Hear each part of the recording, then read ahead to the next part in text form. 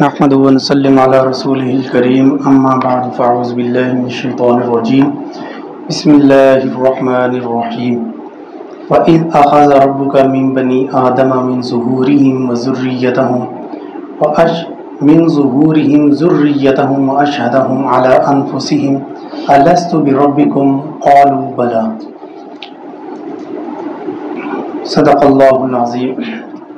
جیسا کہ آپ حضرات جانتے ہیں کہ بروز جمعہ ہمارے عقائد کی کلاس ہوتی ہے، اور عقائد کو آسان فہم انداز کے اندر مختلف عقائد جو ہیں وہ مختلف انداز سے بیان کیے جاتے ہیں تاکہ ہمارے جو عقائد ہیں ان کی اصلاح رہے۔ اعمال کی بھی ساتھ ساتھ دعا کرتے رہا کریں کہ اللہ تعالی ہمیں اعمال کی بھی توفیق عطا فرمائے، اور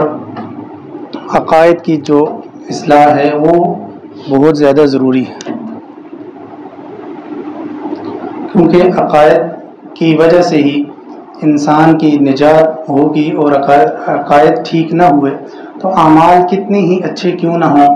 اگر کعبے کا انسان متولی رہے اور انسان کے عقائد ٹھیک نہ ہوں تو اس کی بھی نجات نہیں ہوگی۔ کتنے کفار ایسے تھے جو کعبے کے متولی رہے ہیں، اور حاجی جب آتے تھے تو ان کو وہ ستو پلایا کرتے تھے، لیکن اللہ تبارک و تعالیٰ نے ان کی اس عبادت کو قبول نہیں کیا۔ اس کی بنیادی وجہ یہ تھی کہ ان کے عقائد خراب تھے۔ اس طرح بہت سارے آپ کو ایسے لوگ بھی ملیں گے سیرت کی کتابوں کے اندر بھی، اور اسی طرح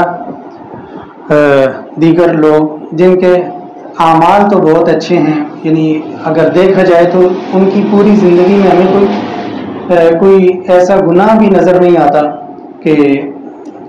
ان کی پوری زندگی ایسی ہے کہ ان کی زندگیوں کے اندر ان کی زبان سے، ان کے ہاتھوں سے کسی انسان کو کوئی تکلیف نہیں پہنچی، لیکن اس کے باوجود بھی ان کی نجات نہیں ہوئی ہے۔ تو اس کی وجہ کیا ہے؟ اس کے پیچھے جو عقائد کی خرابی ہے۔ تو عقائد کی اصلاح جو ہے یہ سب سے پہلے ضروری ہے کہ ہم جو عقائد پڑھتے ہیں اللہ کے بارے میں، رسول اللہ صلی اللہ علیہ وسلم کے بارے میں، صحابہ اکرام کے بارے میں، اسی طرح تقدیر کے بارے میں، اور مختلف چیزیں جس طرح گزشتہ عقائد میں ہم نے حوض کوثر کے متعلق پڑھا اور معراج کے متعلق پڑھا،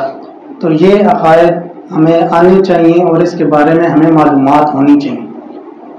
آج جو ہم عقیدہ پڑھیں گے وہ عقیدہ نمبر 42 اور عقیدہ نمبر 43 ہے۔ عقیدہ نمبر 42 جو ہے وہ عہد الست کے متعلق ہے۔ عہد الست جو عام طور پر آپ سنتے رہتے ہیں، تبلیغی جماعت والے بھی عموماً بیان کرتے رہتے ہیں کہ اللہ تبارک و تعالیٰ نے ساری کی ساری انسانیت سے ایک وعدہ لیا ہے۔ اللہ تبارک و تعالیٰ نے قرآن میں اپنے مختلف وعدوں کا ذکر فرمایا ہے۔ ایک وعدہ اللہ تبارک و تعالیٰ نے بنی اسرائیل سے لیا، جس کا ذکر اللہ تبارک و تعالیٰ نے قرآن مجید میں ذکر فرمایا۔ اسی طرح ایک وعدہ جو ہے اللہ تبارک و تعالیٰ نے انبیاء علیہ السلام سے لیا، جو نبی کریم صلی اللہ علیہ وسلم کے متعلق تھا، کہ ان تمام انبیاء علیہ السلام سے یہ وعدہ لیا کہ تم نبی کریم صلی اللہ علیہ وسلم یعنی حضرت محمد رسول اللہ صلی اللہ علیہ وسلم کی حمایت کرو گے اور ان کی نصرت کرو گے۔ اور تیسرا وعدہ جو اللہ تبارک و تعالیٰ نے حضرت آدم علیہ السلام سے لے کر تا قیامت آنے والے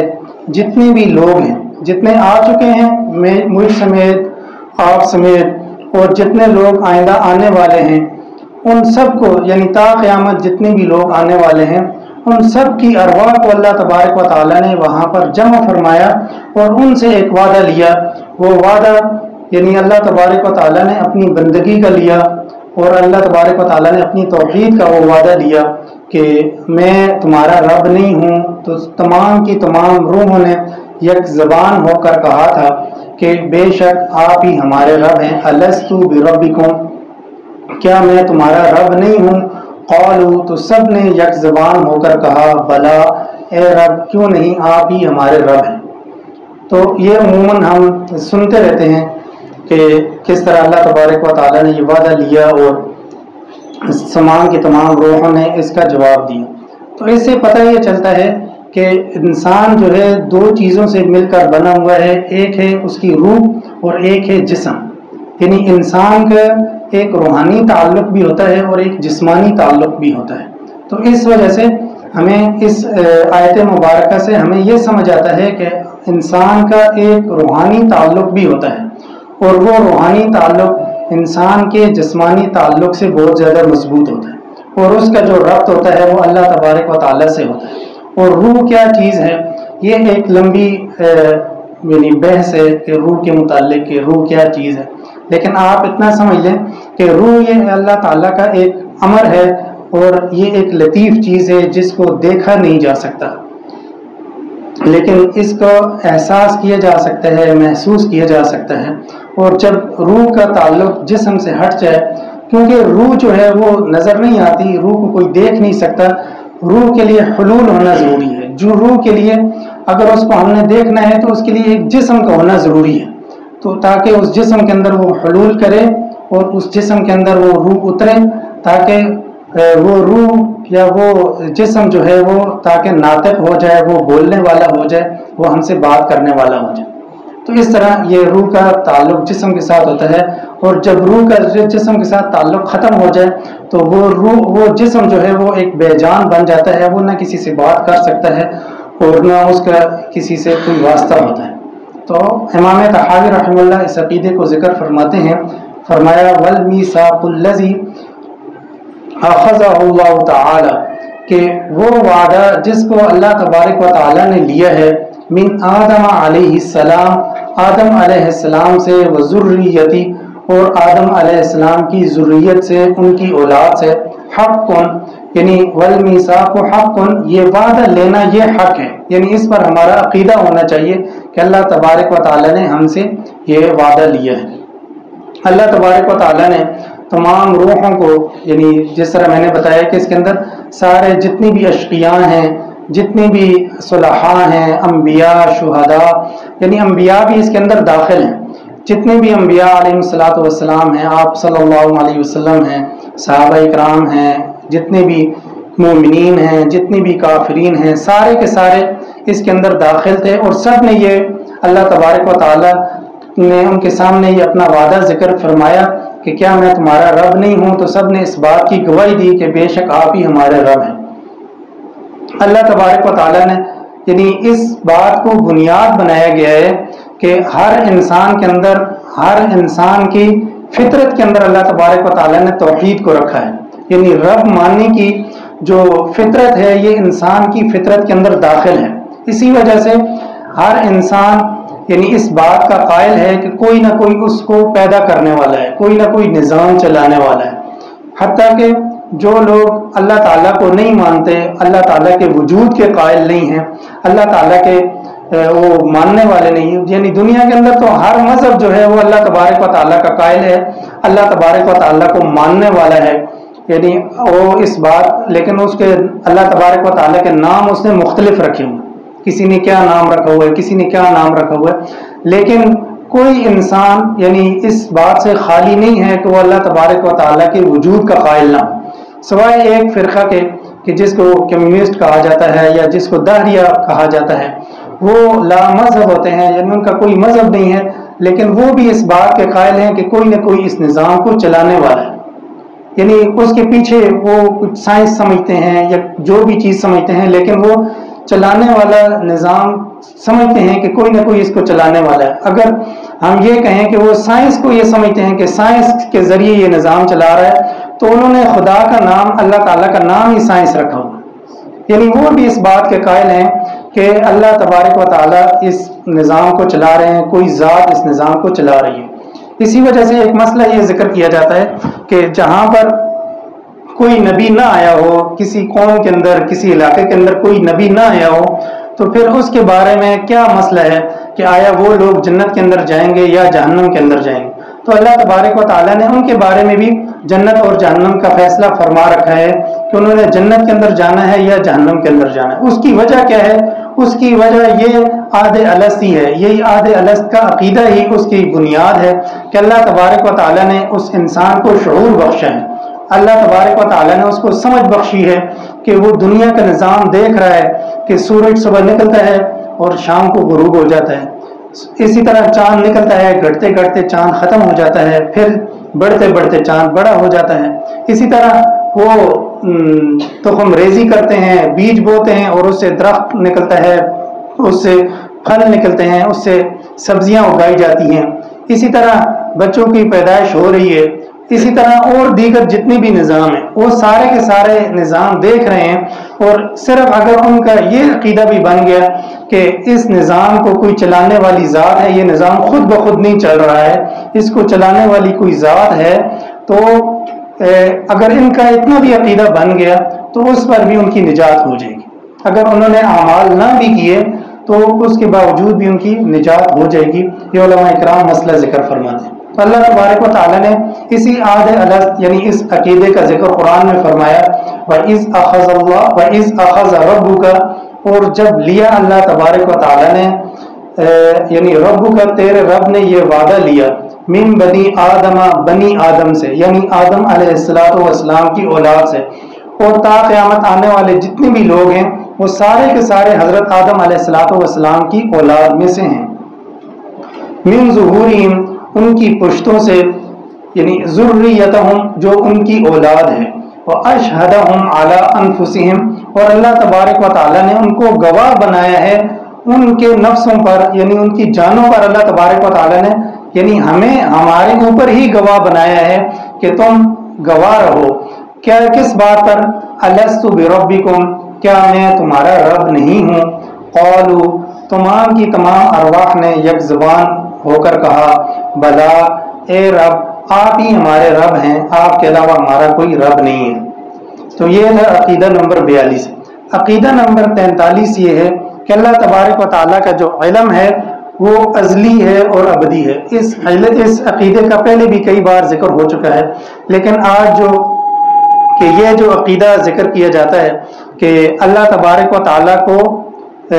جنتیوں کی تعداد بھی اللہ تبارک و تعالیٰ کو معلوم ہے اور جہنمیوں کی تعداد بھی اللہ تبارک و تعالیٰ کو معلوم ہے، اس میں کسی قسم کی کوئی کمی بیشی نہیں ہوگی۔ یہ نہیں ہے کہ اللہ تبارک و تعالیٰ کو اب تعداد معلوم نہیں ہے، جب قیامت کا دن آئے گا تب اللہ تبارک و تعالیٰ کو تعداد معلوم ہوگی، تو ایسی بات نہیں ہے، بلکہ اللہ تبارک و تعالیٰ ازل سے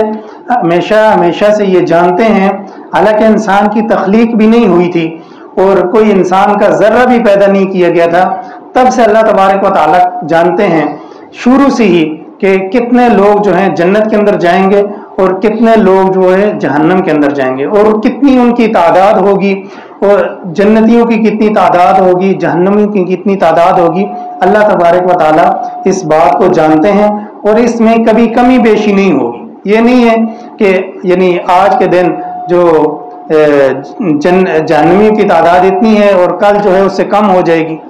یا آج جنتیوں کی تعداد اتنی ہے کل اس سے بڑھ جائے گی، ایسے نہیں ہے، بلکہ وہ منتخب تعداد ہے، اللہ تبارک و تعالیٰ نے کو ہی پتہ ہے، اور جہنمیوں کی منتخب تعداد ہے جو اللہ تبارک و تعالیٰ ہی جانتے ہیں۔ اسی کے بارے میں امام طحاوی رحمہ اللہ فرماتے ہیں، وقد علم اللہ قیما لم یزل عدد من يدخل الجنت وعدد من يدخل النار، کہ اللہ تبارک و تعالیٰ جانتے ہیں تعداد ہمیشہ سے، لم یزل یعنی اللہ تبارک و تعالیٰ ہمیشہ سے یہ بات جانتے ہیں، عدد من يدخل الجنہ کہ کتنے لوگ جنت کے اندر داخل ہوں گے، وعدد من يدخل النار اور کتنے لوگ من يدخل النار اور کتنے لوگ جہنم کے اندر جائیں گے، جملۃ واحدہ، ایک ہی مرتبہ، یعنی یہ نہیں ہے کہ اس میں تعداد میں کمی بیشی ہوگی، یعنی آج تعداد زیادہ ہے کل کم ہو جائے گی، یا آج تعداد کم ہے کل زیادہ ہو جائے گی، اس طرح نہیں ہوگا۔ ولا يزداد في ذلك العدد، اور عدد کے اندر یعنی اس تعداد کے اندر زیادتی نہیں ہوگی، ولا ينقص منه، اور نہ ہی اس تعداد میں کسی قسم کی کوئی کمی نہیں ہوگی، یعنی کم اور زیادہ تعداد نہیں ہوگی۔ تو یہ عقیدہ میں نے ذکر فرما دیا، عقیدہ ذکر کیا، اور یعنی اللہ تبارک و تعالیٰ قرآن میں بھی اس کے بارے میں فرماتے ہیں، فریق فی الجنت و فریق فی السعیر، کہ ایک جماعت جو ہے وہ جنت میں جانے والی ہے اور ایک جماعت جو ہے وہ جہنم کے اندر جانے والی ہے۔ اس کے بارے میں ایک حدیث شریف ہے، نبی کریم صلی اللہ علیہ وسلم کا قول مبارک ہے، ما من نفس منفوسۃ الا كتب اللہ مکانها من الجنت والنار، وَإِلَّا قَدْ كُتِبَتْ شَقِيَّةً أَوْ سَعِيدًا، کہ نبی کریم صلی اللہ علیہ وسلم نے فرمایا کہ ہر نفس کے متعلق اللہ تبارک و تعالیٰ نے اس کا جو مکان ہے، اس کا جو عہدہ ہے، اس کا جو مرتبہ ہے، اللہ تبارک و تعالیٰ نے لکھ دی ہے۔ من الجنتی، اگر وہ جنت میں سے ہے تو اس کا جنت کے اندر لکھ دیا گیا ہے، والنار، اگر وہ جہنمی میں سے ہے تو جہنم کے اندر اس کا کیا مرتبہ ہوگا، کیا مقام ہوگا، وہ بھی اللہ تبارک و تعالیٰ نے لکھ دیا کہ، اور یہ بھی لکھ دیا ہے کہ شقیتاً او سعیدتاً، کہ آیا وہ بدبختوں کے اندر ہوگا یا نیک بختوں کے اندر ہوگا۔ فقال رجل یا رسول اللہ، ایک آدمی نے سوال کیا، اے اللہ کے رسول،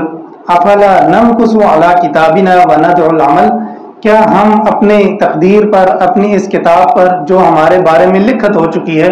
اس پر ایمان لے آئیں اور اسی پر ہم اپنے اعمال کو چھوڑ کے بیٹھ جائیں؟ اب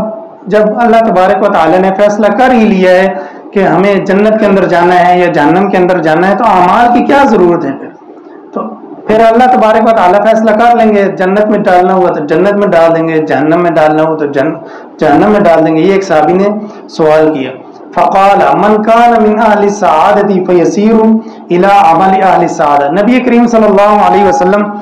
کہ جو بھی جواب ہوتا تھا آپ صلی اللہ علیہ وسلم کی کوئی بھی حدیث مبارکہ ہے، وہ انتہائی جامع اور معنی ہوتی، یعنی آپ صلی اللہ علیہ وسلم کے اقوال مبارکہ ایسے ہیں کہ وہ یعنی الفاظ ان کے بہت کم ہیں لیکن ان کا مفہوم بہت بڑا ہے۔ یعنی آپ صلی اللہ علیہ وسلم نے اس صحابی رسول کو ایک ایسا جواب دیا کہ وہ انتہائی بہت ہی زبردست اور بہترین جواب ہے۔ یعنی ظاہر انسان کے ذہن میں یہ اعتراض تو آتا ہے، آپ کے ذہنوں میں بھی یہ اعتراض آ گیا ہوگا کہ جب ہمارا فیصلہ ہو چکا ہے تو پھر اب ہم عمل کریں گے، کتنے اچھے عمل کریں، اور اگر ہمارے بارے میں فیصلہ ہو چکا ہے کہ جہنم میں جانا ہے تو پھر ہمارے اعمال کی یعنی کیوں ہمیں اتنی تکلیف کرنی پڑے؟ تو اگر ہمارے بارے میں فیصلہ ہو چکا ہے کہ جنتی ہیں تو پھر اعمال کی کیا ضرورت ہے؟ تو ذہن میں اعتراض آتا ہے، تو اس صحابی کے ذہن میں بھی یہ اعتراض آیا، تو اللہ کے رسول نے اس کا جواب دیا، من کان من اہل السعادۃ، جو اہل سعادت یعنی نیک بختوں میں سے ہوگا، فیسیر الی عمل اہل السعادہ، تو اللہ تبارک و تعالی اس کو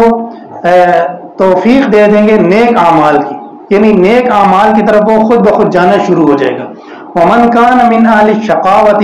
اور جو بدبختوں میں سے ہوگا یعنی جہنمی میں سے ہوگا، فیسیر الی عمل اہل الشقاوۃ، پس وہ بدبختوں والے اعمال کی طرف چلا جائے گا، یعنی اللہ تبارک و تعالیٰ اس کے لیے جو گناہ کے اعمال ہیں اللہ تبارک و تعالیٰ اس کے لیے آسان فرما دیں گے۔ اب یہ جواب آپ صلی اللہ علیہ وسلم نے دے دیا، لیکن اسی کے اندر آپ صلی اللہ علیہ وسلم نے دین کا پورا ایک مفہوم بیان کر دیا، یعنی جو لوگ نیک اعمال کر رہے ہیں تو یہ اللہ تبارک و تعالیٰ کی توفیق سے کر رہے ہیں اور وہ اہل سعادت میں سے ہیں، اور جو لوگ گناہ کر رہے ہیں تو وہ یہ حدیث کے مطابق بدبختوں والے گناہ کر رہے ہیں اور اہل شقاوت والے گناہ کر رہے ہیں، تو ظاہر ہے وہ اسی طرف جا رہے ہیں اور ان کو وہ گناہ آسان لگتا ہے، ان کو نیکی وہ مشکل لگ رہی ہے۔ تو تصوف کے اندر بھی دو حالتیں انسان پر آتی ہیں، یہ ذکر کی جاتی ہیں عموماً، کہ حالت انبساط اور حالت انقباض، کہ انسان پر دو حالتیں طاری ہوتی ہیں، اور ہم میں سے ہر ایک پر بھی یہ کوئی نہ کوئی حالت طاری ہوتی ہے کہ حالت انبساط یہ ہوتی ہے کہ انسان کا نیک اعمال کی طرف دل کرتا ہے، شوق بڑھتا ہے کہ میں زیادہ سے زیادہ اعمال کروں، زیادہ سے زیادہ نیکیاں کروں، اور اسی طرح بعض اوقات انسان پر حالت انقباض طاری ہو جاتی ہے۔ حالت انقباض اس طرح کہ انسان کے دل میں خوف سی، تنگی سی پیدا ہوتی ہے اور نیک اعمال انسان کو مشکل لگتے ہیں، اذکار مشکل لگتے ہیں، اسی طرح نماز پڑھنا مشکل لگتا ہے، مشکل ہوتی ہے، دل نہیں کرتا۔ یہ دونوں حالتیں ہی انسان کے لیے خطرناک ہوتی کہ حالت انبساط کے اندر کہ انسان یعنی اتنا آگے نہ چلا جائے اس کے اندر کہ وہ کسی گناہ کے اندر پڑ جائے، یعنی کس بدعقیدتی کے اندر پڑ جائے، یعنی عقیدت کے اندر وہ اتنا آگے چلا جائے کہ وہ یعنی اس کا دل تو کر رہا ہے اور بڑھتے بڑھتے یہ نہ ہو کہ وہ ایسے اعمال کے اندر پڑ جائے کہ وہ جو ہے وہ نیک عمل نہیں ہے، اس کا کوئی ثبوت نہیں ہے اور وہ عقیدت کے اندر اتنا آگے بڑھ، تو اس کا انسان کا بھی خطرہ ہوتا ہے۔ اسی طرح جب حالت انقباض طاری ہوتی ہے، یعنی انسان کا دل تنگ ہو جاتا ہے کہ انسان کا دل نہیں کرتا نماز پڑھنے کو، تو اس وقت بھی یہ خطرناک ہوتا ہے کہ کہیں انسان نیک اعمال سے محروم نہ کر دیا جائے۔ تو یہ دونوں حالتیں جو انسان پر طاری ہوتی ہیں، تو اس وقت انسان کو کسی نہ کسی آدمی کی ضرورت پڑتی ہے جو اس کی رہنمائی کرتا ہے، کہ جو اس کے ہاتھ تھام کر اس کے سیدھے راستے کی طرف رہنمائی کرتا ہے اور اس کو دلاسا دیتا ہے، حالت انقباض کے اندر بھی اور حالت انبساط کے اندر بھی۔ یعنی انسان کو حالت انبساط ہو یا حالت انقباض ہو، انسان کو کسی نہ کسی رہنما کی، کسی نہ کسی مرشد کی، کسی نہ کسی پیر کی ضرورت پڑتی ہے جو اس کی رہنمائی کرتا ہے، اس کو گائیڈ لائنس دیتا ہے، وہ اس کو سیدھے راستے پر چلاتا رہتا ہے۔ اور بعض اوقات انسان حالت انقباض کے اندر کفر تک پہنچ جاتا ہے کہ وہ اعمال سے اتنا دور ہوتا ہے، اتنا دور ہوتا جاتا ہے کہ بالکل ایمان سے ہی محروم ہو جاتا ہے۔ تو اس وجہ سے تو اگر انسان پر یہ حالتیں طاری ہوتی ہیں تو اس کو ضرور کسی نہ کسی شیخ کا، کسی نہ کسی مرشد کا ہاتھ تھامنا چاہیے تاکہ وہ کسی نہ کسی گمراہی کے اندر مبتلا نہ ہو جائے۔ تو آپ صلی اللہ علیہ وسلم نے ہمیں اصول بتا دیا